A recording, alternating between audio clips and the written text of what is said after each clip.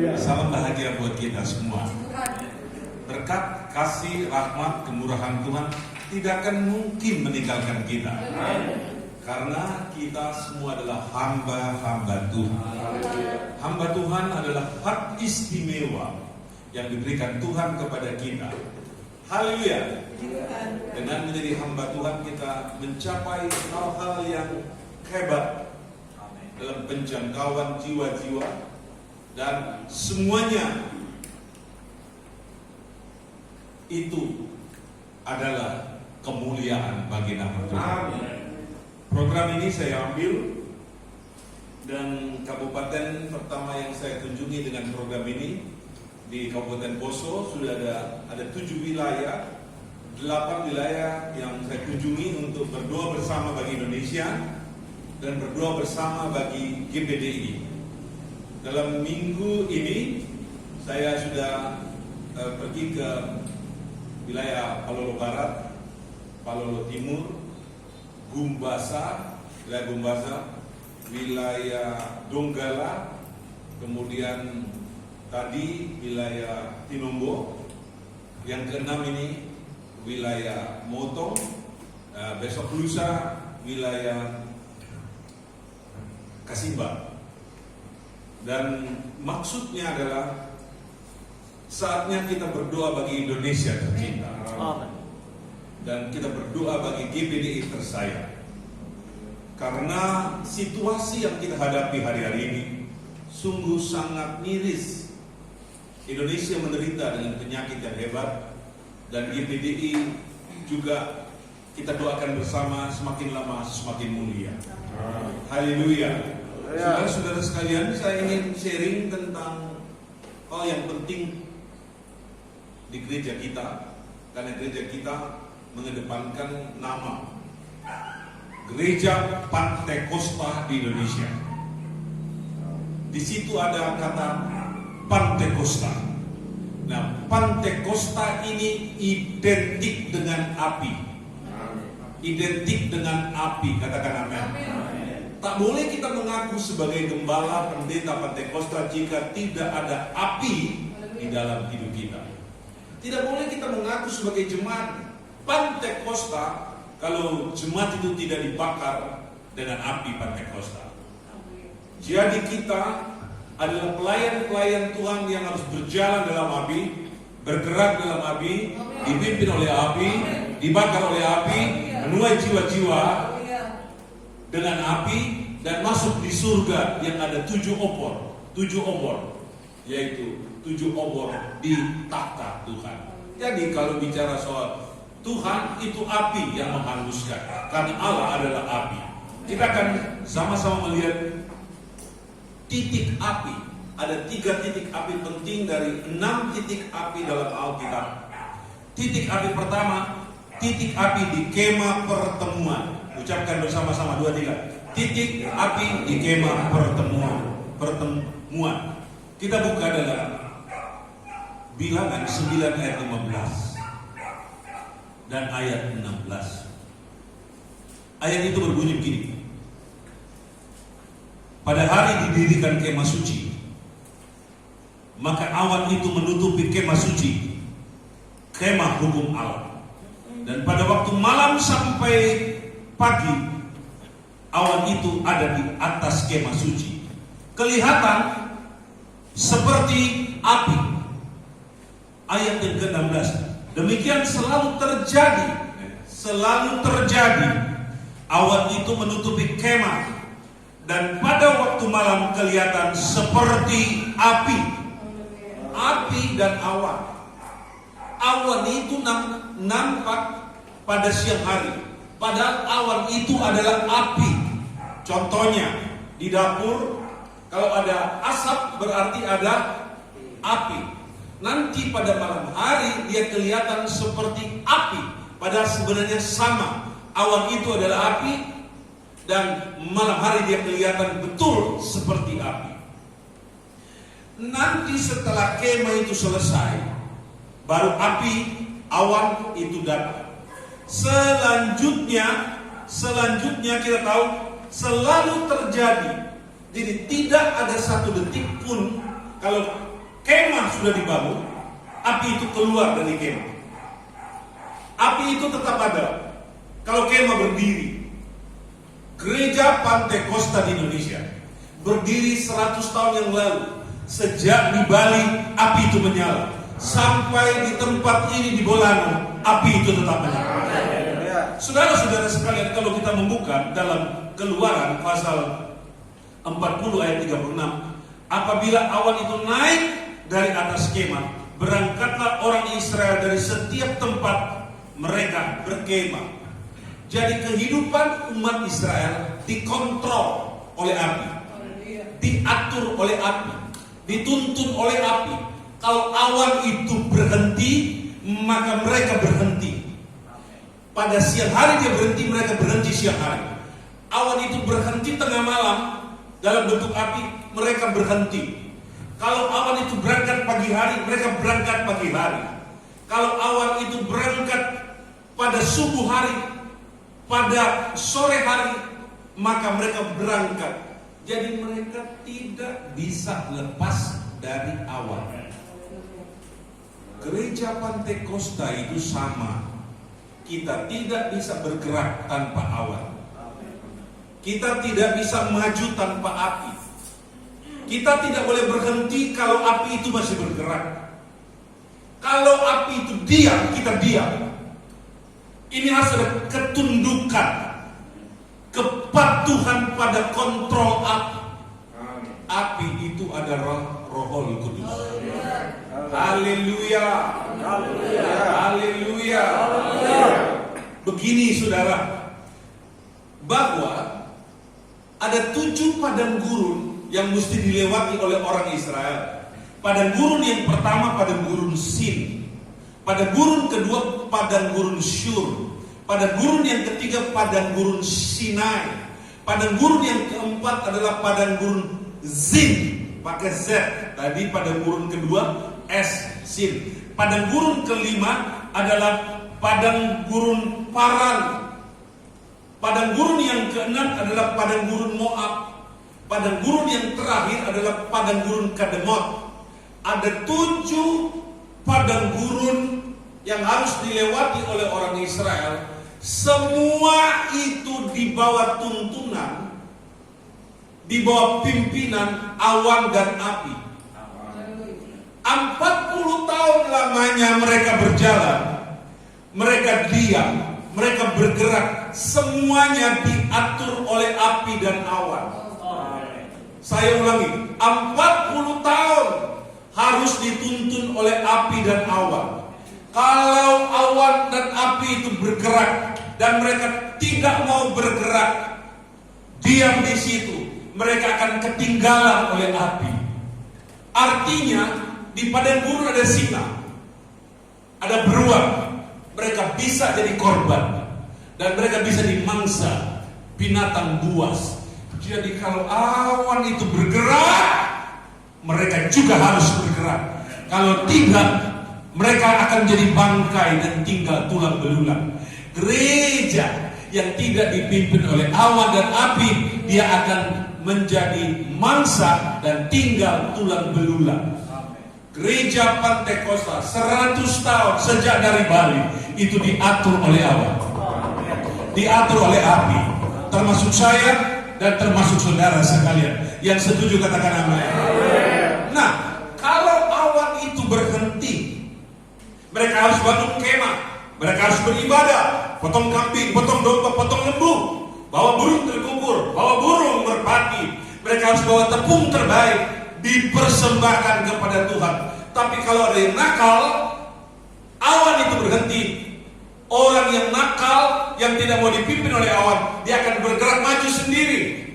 Kalau dia bergerak maju sendiri, di depan ada kalajengking, ada ular biludak, ada ular tedung, ada suku-suku liar yang buas.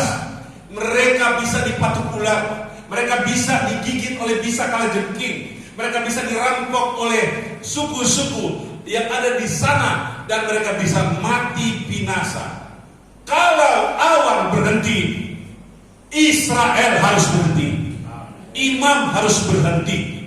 Karena ada waktunya untuk diam, ada waktu untuk doa, ada waktu untuk menyembah, ada waktu untuk puasa, ada waktu untuk berhubungan dengan Tuhan, ada waktu untuk berkorban, ada waktu untuk melayani, ada waktu untuk bakar hukuman bagi Tuhan.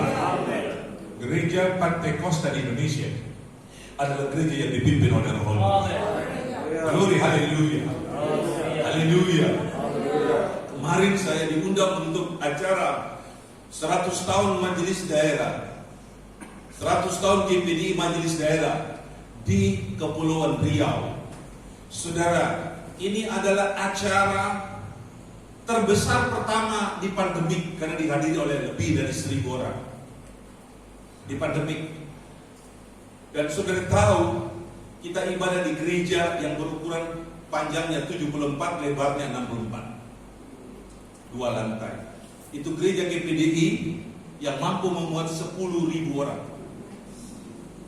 Api Tuhan ada di sana menyala luar biasa. Begitu banyak yang penuh dengan Roh Kudus. Api Tuhan tetap ada di gereja Pantekosta di Indonesia. Dan api Tuhan menyala di tempat ini hari. Glory, haleluya. Glory, haleluya. Lambaikan tanganmu dan katakan haleluya. Kita tepuk tangan kepada Tuhan Yesus. Glory, haleluya. Glory, haleluya. Saudara-saudara yang diberkati oleh Tuhan, saya cuma mau bilang, di mana ada api, di situ ada terang. Di mana ada api, ular tedung lari. Di mana ada api, singa pun takut, beruang pun takut, ular biudak dan kalajengking pun takut. Tapi kalau tidak ada api, mudah sekali iblis bekerja, mudah sekali kejahatan terjadi. Tapi gereja Pantekosta di Sulawesi Tengah dan di wilayah ini adalah ada hamba-hamba Tuhan yang tetap menjaga api itu. Glory, haleluya. Glory, haleluya. Sementara engkau mengangkat tangan 1 menit saja dia, saya mau bilang, api itu pernah turun di atas gunung Sinai. Ketika api itu turun, ada bunyi sangkakala yang kian lama kian keras. Ada musik surga di tengah api, ada kemuliaan Tuhan di tengah api. Dan saudara tahu, dalam nama Yesus saya katakan bahwa ketika api itu datang, Musa ada di atas gunung. Dia menerima 2 lok batu di sana. Dia menerima gambar tabernakel di sana. Di mana ada api, di situ ada pemulihan. Dan hamba-hamba Tuhan yang ada di sini, jagalah api itu, jagalah api itu, jaga api itu. Ada api itu, ada mujizat. Ada api Tuhan, ada kemenangan. Ada api Tuhan, ada kemuliaan Allah. Di dalam nama Yesus, penuhlah dengan Roh Kudus, penuhlah dengan urapan Allah. Dalam nama Yesus, kita beri tepuk tangan sambil berdoa.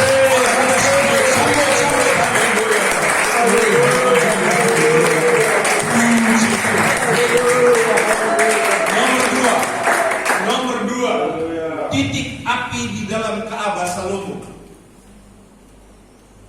Daud memberikan sumbangan 100.000 talenta emas. Itu setara dengan 3.400 ton emas. 3.400 ton emas kalikan dengan harga emas sekarang 9.000 per gram. Kita akan menemukan angka yang sangat fantastik. Kita bisa bangun universitas 10. Kita bisa bangun sekolah-sekolah kita yang jumlahnya 26 di Indonesia. Kita bisa bangun belasan ribu gereja di seluruh Indonesia. Dan pendeta-pendeta bisa dapat 1 orang 1 Innova.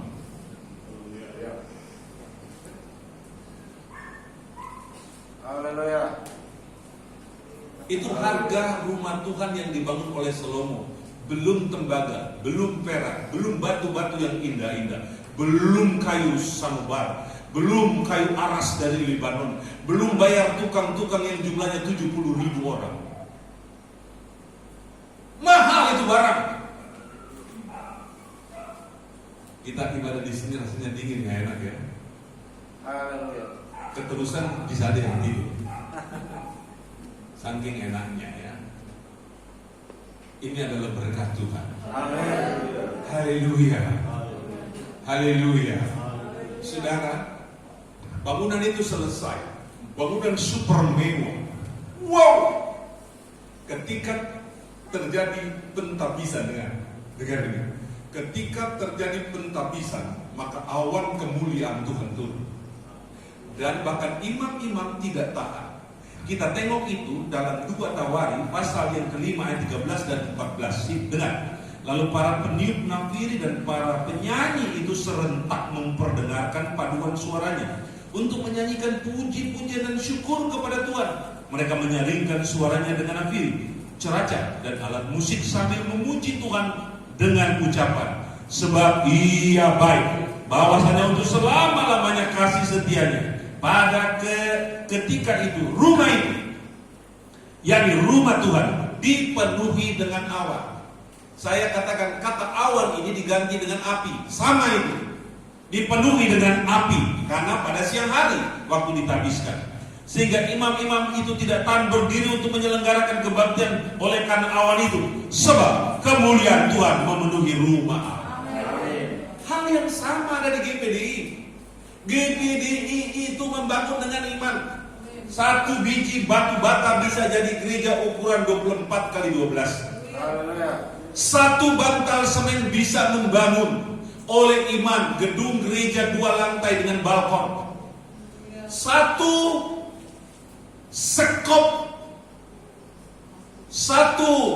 skop pasir bisa membangun pastoris yang baik. Karena GPDI ini lahir karena api. Maka GPDI dituntun oleh api, diatur oleh api. Pendeta-pendetanya harus identik dengan api. Haleluya. Haleluya.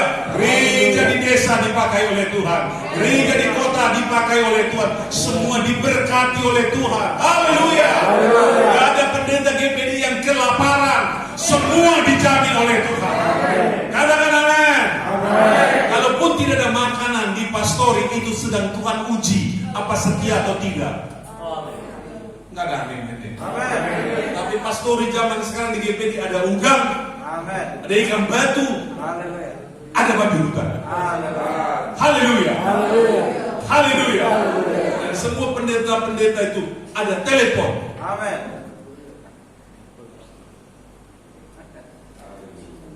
Amin. Haleluya. Biar kulu-kulu tetap ada berkat Tuhan. Amin. Haleluya.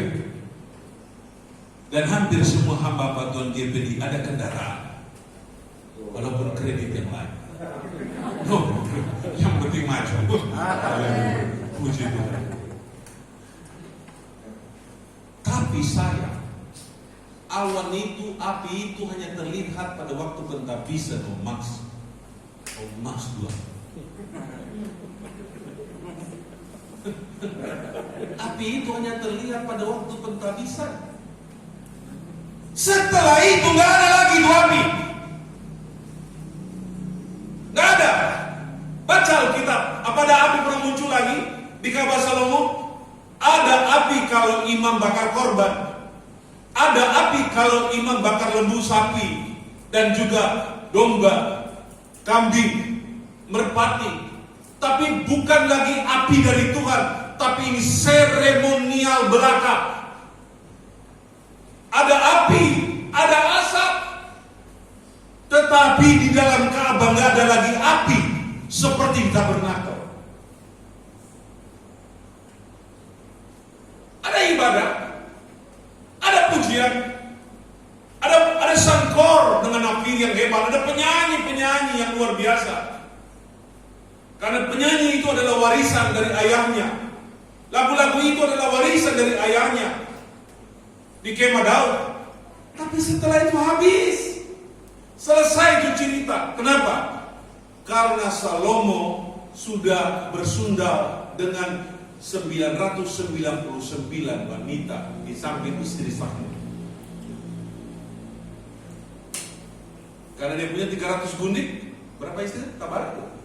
700 gundik atau 700 istri? 700 istri atau 700 gundik?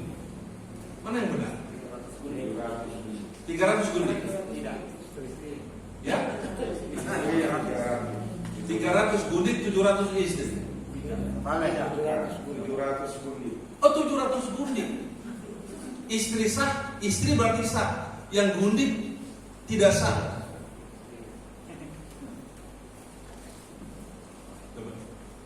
maka api hilang. Dia menyembah dewa-dewa, dewi-dewi dari istri-istrinya, dari Moab, dari Mesir, dari Kanaan, dari Asyur. Semua bawa dewa, semua dihormati, semua disembah, dipuja oleh Salomo. Maka api padam. Ketika terjadi persundalan rohani, pengutamaan hal-hal yang material, Tuhan undur. Tapi ketika kita mengemukakan hal yang rohani, Tuhan hadir. Gereja Pantekosta di Indonesia, kemanapun saya pergi, ada terasa kehadiran Roh Kudus, terasa kemuliaan Tuhan. Haleluya. Saya pergi ke Papua, melayani pekerjaan Tuhan di 100 tahun GPDI Papua di Indonesia, 73 tahun GPDI masuk di Papua, dan 50 tahun GPDI masuk di Pegunungan Jaya Wijaya, diundang oleh majelis daerah. Dari Sentani kami terbang dengan pesawat baling-baling menuju ke Wamena. Saya punya gambaran Wamena itu hutan lebat, dan manusia-manusia di sana tidak semodern dari di Motong dan di Parigi. Tapi aku muncul di sana, ternyata airportnya bisa didarati oleh pesawat jumbo jet 737 Boeing. Aku masuk ke kota, aku lihat gedung-gedung ada yang 4 lantai, ada mall, ada hotel, bisa memuat 100 kamar. Di Parigi paling tinggi cuma 20 kamar, kasihan. Ternyata Wamena lebih maju daripada Parigi. Maaf orang Parigi, apalagi Moto. Serius. Kemudian saya masuk di gereja untuk ibadah di gereja itu. Aku terkejut dan terkejut sekali. Gerejanya lebarnya 24 meter, panjangnya 34 meter, balkon dan super mewah. Di situ ada videotron, panjangnya 6 meter kali 4 meter. Harganya 1 M. Di Wamena, coy. Dan aku tanya, berapa harga gedung gereja ini? 40 miliar lebih. Itu orang bangun 200 juta, sohosa. Dia bisa bangun 40 miliar lebih itu gedung. Luar biasa ya. Haleluya. Luar biasa ya. Ku tanya, berapa harga satu sak semen